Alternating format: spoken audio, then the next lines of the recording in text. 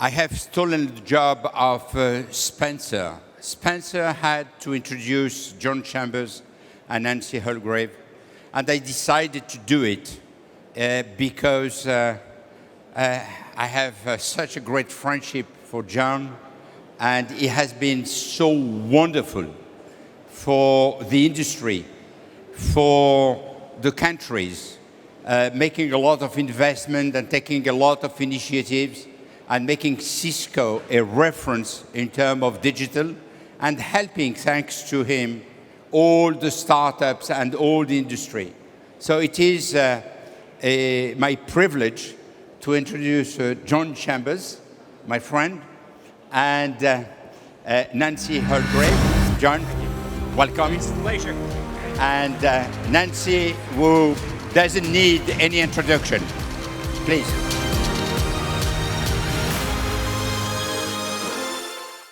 Nancy, I know that you're supposed to be interviewing me, but I'm interviewing you now. You just got married. Congratulations. How do you like the married life?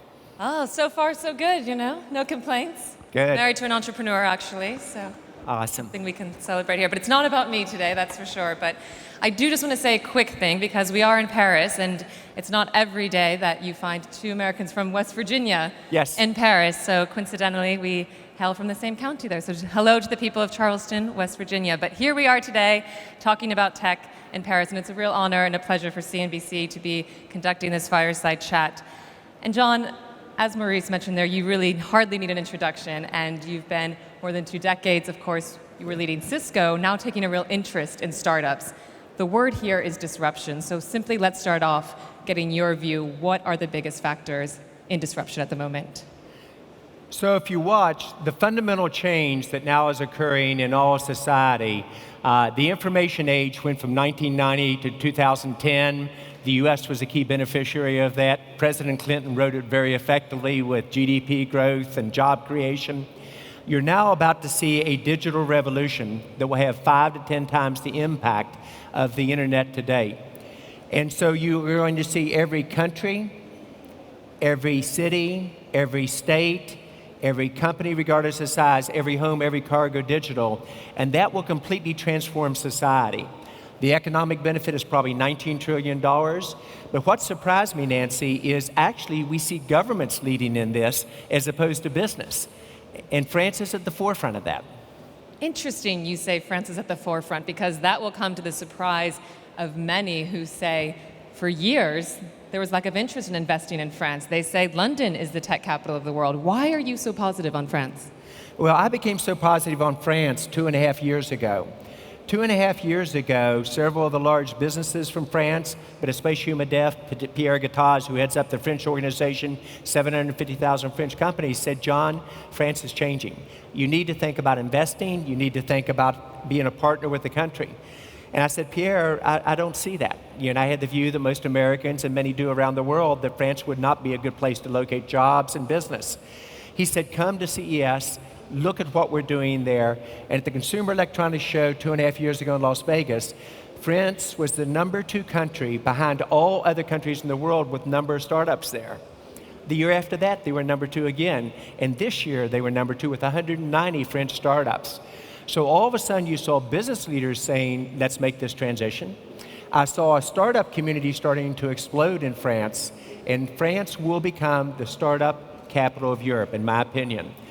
You will also see the government leaders got it. And very similar to what President Clinton did in the US in the information era, and I had the honor of being on stage with him at the White House, and it was nervous, Nancy, it really was, because at that time I'd been CEO for like a year.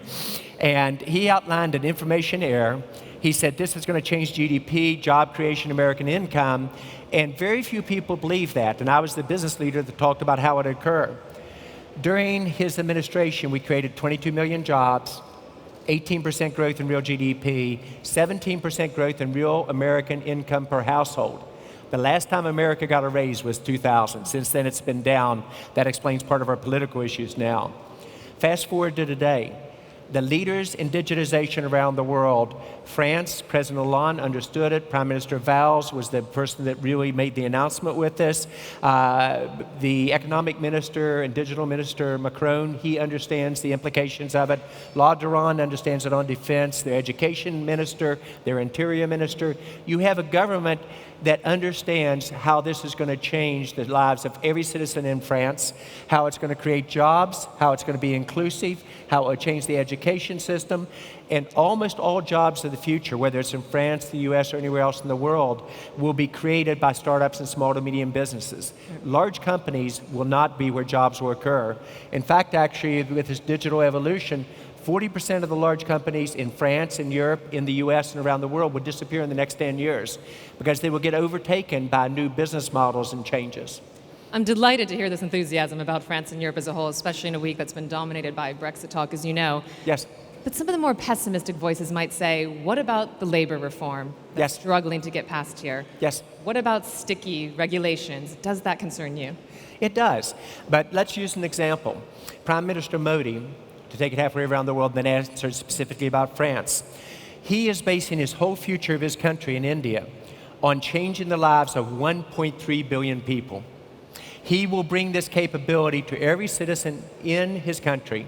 You talk about a small state, 50 million people, Andhra Pradesh, they're going to bring that capability for healthcare, education, et cetera, to every citizen there for $2.50 per month, broadband 10 to 15 megs.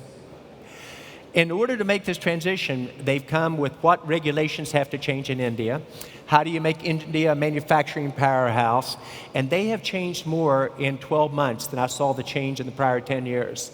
Fast forward to France. Dramatic improvement in France in terms of government, business, and citizens all working together toward a goal that will raise the income of everyone in France if they do this right, just like it did America, except this time it's 5 to 10 times the impact of the information age. They know that they have to deal with labor law, they know they've got to deal with taxes, and they know they need to deal with simplicity.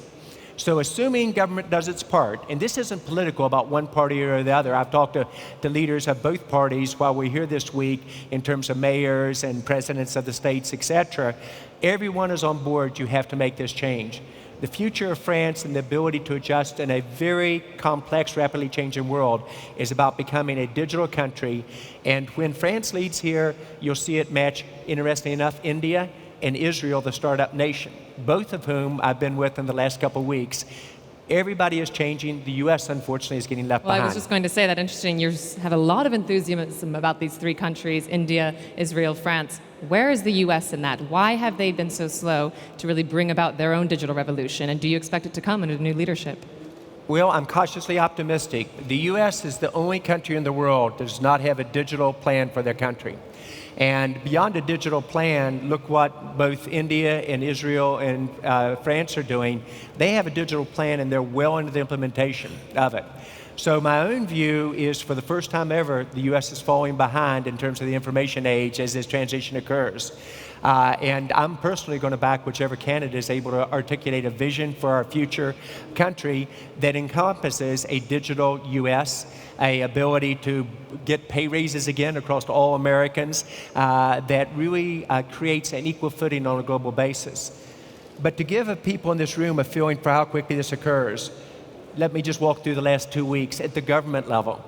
2 weeks ago, with Prime Minister Modi in Washington, did an amazing speech to the joint session of Congress. I spent 5.5 hours with him Tuesday. Everything is around his digital country, digital manufacturing, how you change education, how you fund startups, how you basically change the life of every person in India, and what does government have to do. At the same time, within a couple of days, we formed an agreement with the Kingdom of Saudi Arabia, with the Crown Prince there, Mohammed bin Salman, about how do you do this across all of Saudi Arabia. This last week, I spent my time in Israel. And in Israel, it's a startup nation. And their Prime Minister Netanyahu signed an MOU with us about how do we literally transform the country and specifically go to a remote location, a place called Negev, which is the poorest area within Israel. How do you digitize that geographic region bring the benefits immediately to the citizens of the less fortunate within a country, and they're going to bring broadband, teaching, education, healthcare. And then I talked to 100 of their startups on Sunday night, and when you talk to the startups in Israel, it was almost like you're talking to startups in Silicon Valley or here in France. So you're starting to see a movement with tremendous pace. But France was the first major developed country that got it and that understands that their economic future and their future in terms of leading with the European Union is based on a digital country and startup entrepreneurship. You mentioned future of the European Union. We can't avoid it, the Brexit word. Sure. Has that changed your view on France, on the European tech scene, on innovation and growth? Are you worried about fragmentation on the continent? No, I'm not, because what you're seeing now, it isn't like 3 years ago or 4 years ago when you talked about digitization that almost nobody could even pronounce the word, including understand how it changes their countries. And so when you're in periods of rapid change like now, it becomes even more important to really position your country's future on this. So you all of a sudden see President Hollande talking about what this means, a digital France. He talks about how do you create 1 million jobs. He talks about raising the income of all people in France. He talks about how do we change the education system and how do you really bring this benefits across this whole country. He gets it, he understands it. And you're seeing countries like India, suddenly instead of talking about how do you grow GDP 5%, they're growing 7.5%, and they're talking about growing 10%.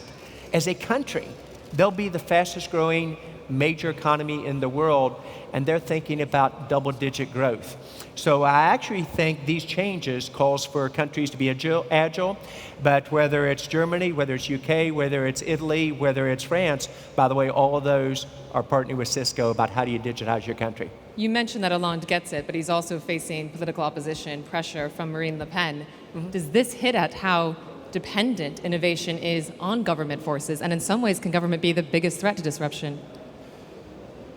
It's a very fair question. We found, and let's even talk about politics in America, the Republicans and Democrats both know you have to move to technology. We just have not got a leader yet who's making that his or her key agenda. Interestingly enough, Secretary Clinton just came out with her views on a digital economy and what technology should play yesterday, and it was a very good first start. But what it does speak that anyone who understands the effect this is going to have on every citizen in France understands that the country has to move rapidly, and it cannot be a political issue. So I do not think politics will sidetrack that. In fact, when I talk to the leaders around the cities and key regions throughout the country, all of them articulated a plan for their cities, for their regions in terms of going digital.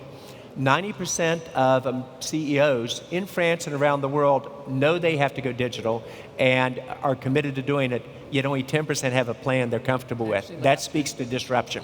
I do want to move on from the politics to get your view on actual disruption and innovations Sure. showcased here. But just to conclude the line on the U.S. political scene, because you did mention Hillary Clinton's digital plan. Previously, you said you're a Republican. Very strong Republican. Do you think you may cross party lines here if Donald Trump doesn't put out a plan that you're willing to accept? So I'm going to back whoever gives the best plan for America in terms of doing what occurred in the 90s, GDP growth, job creation, a vision for the country that is inclusive, and one that basically will get us growing again. Remember, America hasn't had a raise in 16 years. We got to get back on track for all Americans, and the only way you do that is through digitization. So what does Donald Trump need to do specifically to get your vote? Well, we're here in France. Let's talk about what any leader around the world has to do with their citizens. Almost every leader in the world is outlining what their digital plan is, how that changes the lives of citizens, what role should government play, what changes do they have to make, and government, which was designed to move slowly to protect the citizens, in this digital era, you have to move fast. And so I think governments around the world, whether it's US or otherwise, have to show a speed of movement in terms of the approach. But all the jobs will be about startups. And when I said the next big thing is France a year and a half ago, my friends looked at me like I was crazy. And I said, France is going to become the startup leader in Europe. And they said, John, you've called almost every market transition right, but you're going to be wrong this time. And I had one of the prior people who were on the prior panel, Joe, who was with me last night at the American Embassy, and we did on stage with our U.S. ambassador with 150 French companies in front. We talked about French entrepreneurship. We talked about direction. At the end, Joe said, John, you've nailed it. France is becoming the startup country in the world. 20% of all job creation around the world will be done by companies that have been in business in less than a year. All job growth will come in small to medium business and startups. Large companies will actually shed jobs. So tying together the big picture of digitization, when you move from 1,000 things connected to the internet when Cisco was formed, 15 billion today, 500 billion in 15 years, getting the right information at the right time to the right person or machine to make the right healthcare decision or entertainment decision or supply chain decision. It will transform every business, every country. And it's going to be a world that startups become must. If we were doing this session a year ago, and our exhibit downstairs, we have what a digital country looks like and we have what a digital city would look like. A year ago, we would have had trouble finding 5 key partners, and Davinci's at the very top of the ones this year, and any startups, maybe 10, that could work with us. We have 50 French startups downstairs saying, how do you bring this vision to life?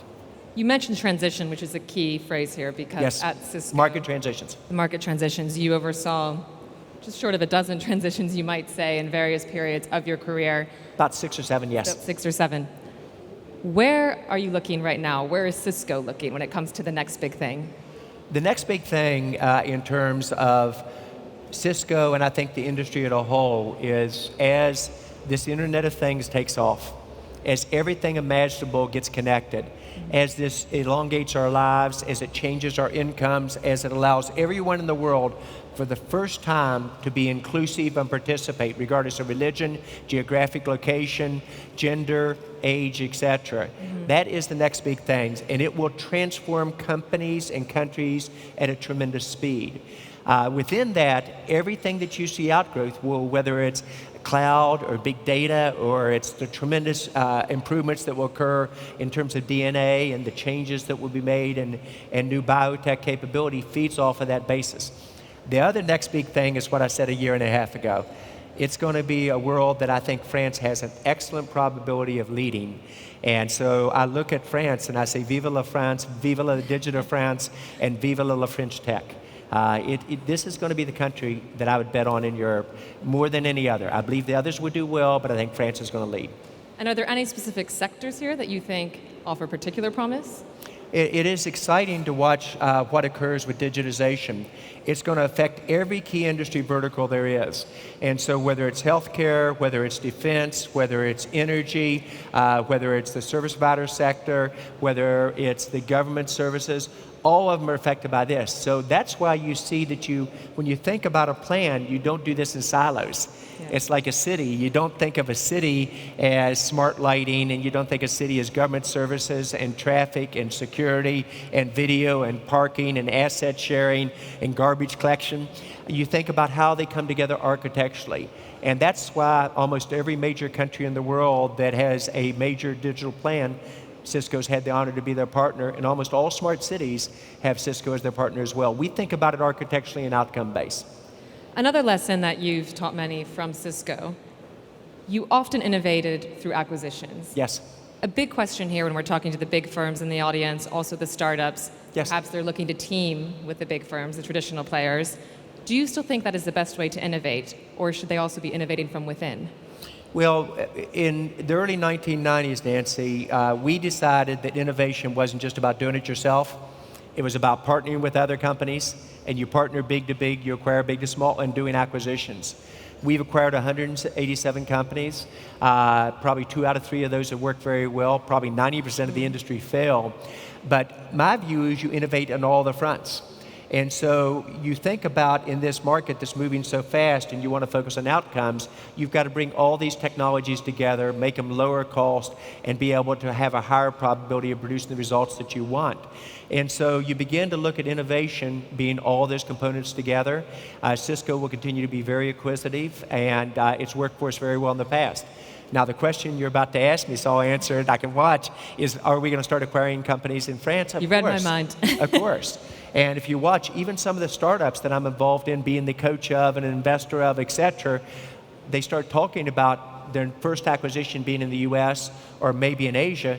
And my startup that I'm closest to came back the other day and said, John, we're going to acquire a French startup.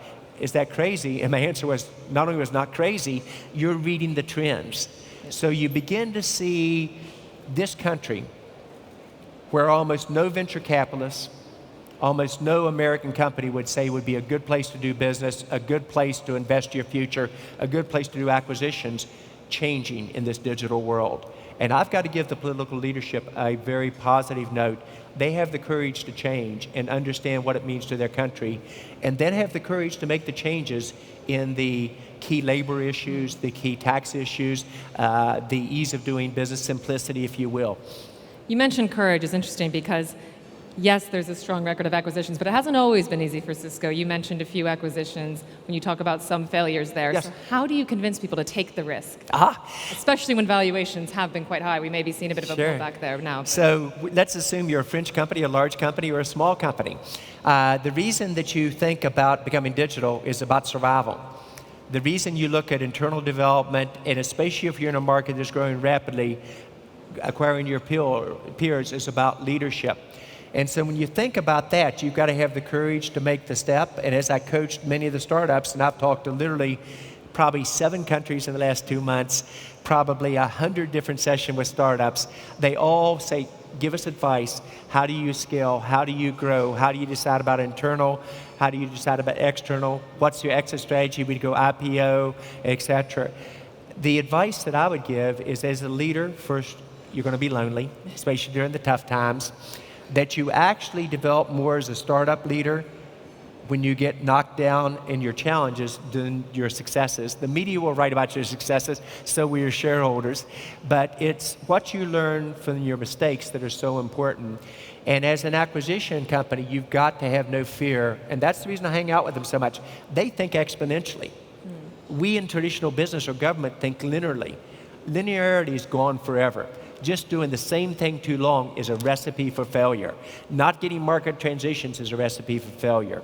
Not reinventing yourself as a leader, whether it's a small company, a large company, or government leader, is a recipe for failure for your country. So the leaders will have the courage to make those acquisitions. They'll know that some of them will miss. And if they're really good, and this is what Silicon Valley is good about, it's a red badge of courage when a leadership team makes a mistake. It used to be in France, if you made a mistake, you never got a shot again. Now you're seeing French companies realize you've got to take risk, not all of them will work out. One reason Cisco has constantly reinvented itself is to take on the competition, of course. Yes. Today, that competitive landscape is changing a great deal. Particularly, people have raised issues with companies in China posing a threat to Cisco. Yes. How worried are you, and how real is the threat from China's tech scene? Okay. I think this is something that I would caution all the French companies, especially the startups in the room, to do. If you compete against a competitor, you're looking where they were 2 years ago, out your rearview mirror. In West Virginia, where you were born, and my dad's partner actually delivered you, which is an amazing small world. If you're looking out your rearview mirror, you're off the road because of the curviness. So you compete on market transitions. You get the transition to this digital world right. You get the transition to cloud right. You get the transition in terms of outcomes, not selling boxes right. And you have the courage to make the change. And then you use competitors as a vehicle to say, am I executing well? So Cisco's competitors from 15 years ago, there were 100 good ones. None of them exist today. Great companies from 10 years ago, an Alcatel, a Lucent, a Nortel, a shadow of what they were if they're even in existence. Same thing with our current high-tech competitors. Out of the top 6 high-tech companies, probably only 3 of us will be really impactful in 5 years. That would include Cisco if we did not change. So one thing we've all got to think about is how do we reinvent ourselves? Don't keep doing the right thing too long. Catch the market transitions, and if you don't, you won't be in business. 5 years is a short timeline there, and it just reminds us how quickly the technology is changing. Exactly. How quickly this digitization is. Do you eventually see Cisco in a world without switches and routers? Absolutely. In fact, when you talk about country digitization, You don't even talk about routers or switches or even clouds. You do talk about security. That becomes a must. And so if we're going to make this transition as a high-tech company, we have to move from selling boxes to purely outcomes. And while the technical decision makers need to be aware of how smart networks, how security, how custom ASICs, how cloud, how mobility integrates together, the government leaders, the business leaders don't want to do that. They are becoming technology companies. So if you look at technology companies, take an Amazon, take an Uber, take an Airbnb, which is the challenges to the hospitality industry, to not the taxi industry, but to the automotive industry, which is the challenge to the retail industry. That is all about how every company in the world, every citizen becomes digital. And if you think about that, it's the ability to see that not 2 years ahead, but 5 years or 10 years, and then execute what you used to do in 5 to 7 years and 3 years. When you talk about the cloud, it just makes me think there are, of course, cloud startups here making a big play against the giants. Yes. Do they have a chance to compete with the likes of the big players in Silicon Valley? Absolutely. Or will they be gobbled up, I suppose? Well, it'll be a combination. Probably 50% of the startups in this room, exit strategy is to be acquired. And that's a good approach, and hopefully Cisco will be one of the companies that partners and acquires with you very successfully. Secondly, I've always believed, I've never had a fear of our large peers. I have respect for them, they're very good, they're very tough competitors, etc. But I've always believed our competition would come from a different segment of the market and from the smaller companies up. So Cisco, when we took on the largest, quote, service provider, voice providers in the world, we said voice is going to be free back in the mid-90s, and it did become, and we took on the giants and we beat them. But what we did is we got a market transition. That used to occur primarily in America. Now it's occurring in every country in the world at a tremendous pace. And America is not guaranteed that we will lead here. In fact, we, as I alluded to earlier, are not moving fast enough. Now what's interesting, good leaders in startups or business or in government, they are always asking how they're doing. They have their finger on the pulse of the citizens so they don't get surprised, the pulse of their customers, etc. When I was in Israel and met with the Prime Minister there, Netanyahu, he talked about where is Israel as a startup nation versus other countries around the world. At the end of a 45-minute conversation, he said, "John, you're telling me we're falling behind." I said, "No, Mr. Prime Minister, you're still a leader here, but your lead is narrowing and you're not moving fast enough." And Israel takes that as an opportunity and a challenge. And he signed an MOU with us to transform the country. It was on a very large scale. The startups get it, and they receive this. You can imagine talking to 100 of their top CEOs of startups, and very, very good startups. They got it immediately. That's a country that's whole future is based purely on reinventing themselves and their people. Transition back to France. I'm now seeing where it used to be that when somebody in this room graduated from college, where you all wanted to go is public service or large enterprise. 55% of you now want to go be an entrepreneur in a startup. This has changed so radically in the last 2 to 3 years. So what I'm pretty good at, and I have lots of failures or mistakes in life, I don't miss many market transitions. And when I saw those changes 2.5 years ago, and then saw it at the top business, top startups, at the government level, at the citizen level, I had the courage to bet on it. And it's one of the bets that while almost everybody would have doubted a 1.5 years ago, it is truly coming true.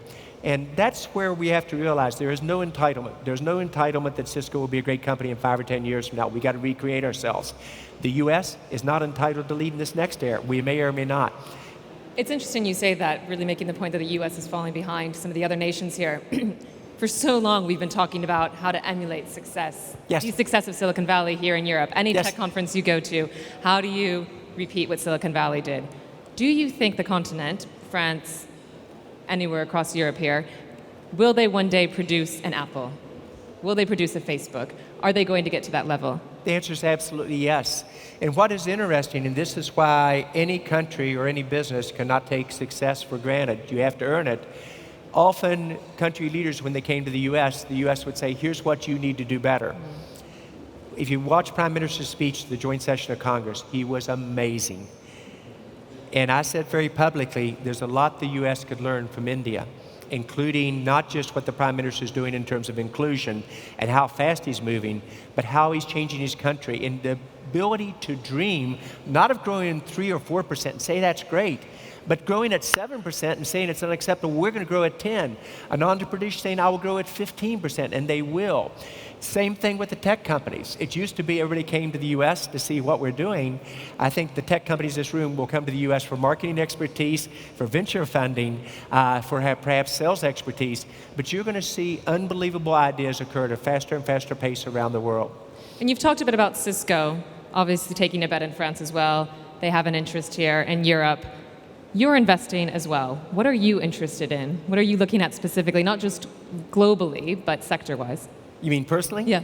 Well, one of the neat things about my current role as executive chairman of Cisco is I work in theory half-time. My wife would say 60 or 70% because it's Chuck Robbins' company to run. I'm his advisor and I'm chairman of the board. But one of the things that I decided to do, and it's all around this digitization theme and transitions, is part of my time now, I'm going to spend a huge amount of time nurturing startups, talking to startups around the world. Some of them I will do investments in myself, and I'm very proud to help coach young CEOs about how do you grow a company, how do you take it public, how do you expand, et cetera. And two of the areas that I've committed to, interestingly enough, are around digitization in a drone industry space with a company called Airware, and in the government transportation space in a company called OpenGov. And you'll see me probably do 2 or 3 more of those. But back to the bigger picture, what I enjoy most was what I did last night. To sit on stage with a colleague, and the ambassador, Jane, was amazing. She interviewed us both. You're able to give advice to a number of startups in the room. You've seen the movie so many times, you can really help them. You know what needs to be done, what doesn't. And it's like being a grandparent. I can have all the fun, rile people up, and then when the kids are a little bit grouchy, as you and your husband will find out not too firm now, your grandparents will give them back to you at the end of the day. That makes sense. That explains all the time you've been spending then with startups. Yes. You know from your experience what works, what doesn't, as you just said. So what do you tell them? I basically think what you have to do with the startup is remind the CEO's job is no different than the large companies. The first job of a CEO, regardless if you're a big company or little, vision and strategy. Second, develop, recruit, and retain the leadership team to implement that vision and strategy and change them as appropriate. Third, culture is very important. And fourth, stay close to your customers. What's different in a startup, however, is you have to move fast, you have to reinvent yourself, you have to understand what your differentiation is, and you have to have no fear. Culture is an interesting one because we talk about startup culture, but then startups evolve. Yes. How do they keep that culture, even Yes. as they progress, even as they grow perhaps to the level of an IPO? You know, it's interesting because that's an important question for the room. As a CEO, when I became CEO, I had no idea that culture was important. In fact, it wasn't even on my top 5 list. And yet you never have a great company without a great culture. When we acquire companies, we only acquire companies at Cisco that have a similar culture and where we can hold the CEO. And talking with Joe last night, who's done brought a huge number of companies public, he was on the prior panel, he said the consistency of where they made the best money is where the CEO they invested in at the very start was the one who took the company public and beyond. And so CEOs, it's so important to keep the culture, keep the people, and tie their success to that culture as you move forward. When you're talking to entrepreneurs today at the startups you've been meeting with, are they concerned about what some have said we're seeing a backlash against globalization, whether it's the EU referendum vote, other populist voices? We've heard President Obama recently speaking at Stanford encouraging entrepreneurs to kind of be that glue Yes. that bridges across the world here. Yes. How do you feel about that? Well, I think what we're learning is that it isn't a question of globalization or global multinationals. It's about global startups. It's about raising the income level of every person in the world. It's about inclusiveness regardless of your gender or your age. And so I think what you're seeing is technology can play a key role in saying how do you accomplish the goals where everybody benefits, and don't focus on the symptoms of a trade agreement or the symptoms of we haven't had a raise in America in 16 years. The reason we haven't had a raise, we haven't been generating enough startups. We haven't been retraining our workforce. We haven't been aggressive in leading this next level of technology. And inclusion is the key here, right? Because what we're seeing now is many people saying the benefits of technology are benefiting a few. Yes, and that's why it's so important when you think about a digital Europe and a startup Europe is everybody should win. So if you look at Cisco here in France, we talk about our partnership with the government. We talk about our partnership with literally what would be thousands of startups, 50 of them downstairs in our exhibit hall. But we also talk about the ecosystem, how you partner with MEDEF and how that creates jobs for the 750,000 firms that are part of that. Pierre Gattaz is one of the key reasons I came to France. You talk about a strategic partnership with Thales in terms of security, and we announced that earlier this week on how we go to market first in France and then globally. You talk about a partnership, Da Vinci, in terms of how you do this in construction and utility firms. You talk about doing this with Orange on the Internet of Things. That's what change is about. And that's mistakes sometimes US companies make. If you come in and say, you're not going to have privacy, we're going to generate the jobs, get used to it, that is a terrible mistake. It's how do you do it with an ecosystem, how do you create jobs, how do you win together, and then take it beyond that country or that region. And John, I'm afraid we are running out of time here. So Nancy, it's been fun. Before we go, though, you have an audience of entrepreneurs, VCs, executives at big companies. What is the message you want them to take away from here? You're about to enter an era of disruption. There is no entitlement in this disruption. The companies who led before may not lead at all, or countries. And your key takeaway in this room is the French large companies have to reinvent. The government has to change, and I want to give a compliment to both political parties, but especially to President Hollande.